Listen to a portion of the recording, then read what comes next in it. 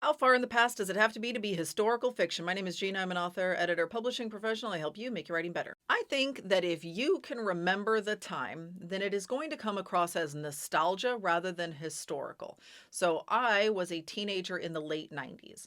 And so if I were to write a story about my high school years, it would come across as very nostalgic. Now, as an editor, when I see these stories, I can clock them immediately because people get really focused on like hyper specific things that weren't universal, but they're very insistent that those specific things be in the story because that's how it really was back then. When what they mean, without saying it, is that's how it was for me back then. Because your experience is not a universal experience, the book is always going to feel deeply personal. It's always going to feel a little nostalgic.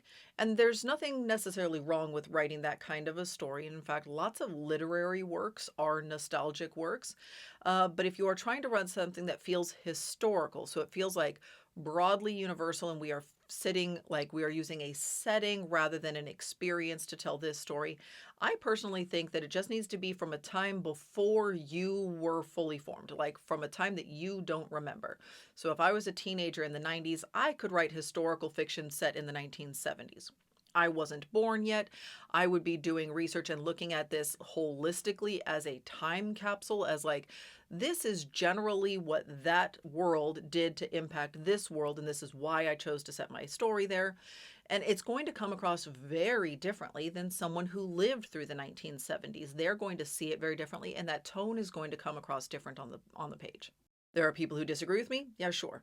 But this also means that I genuinely think there are fully fledged adults who could be launching their publishing careers right now who are writing historical fiction about the early 2000s.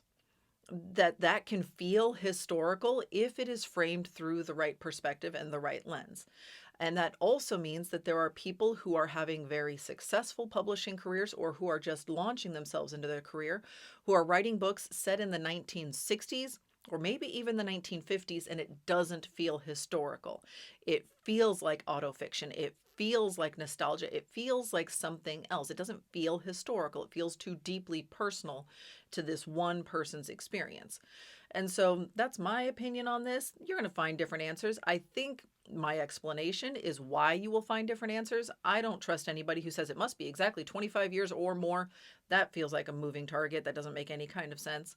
I think it is much more to do with the author's perspective and the reason for them telling the story.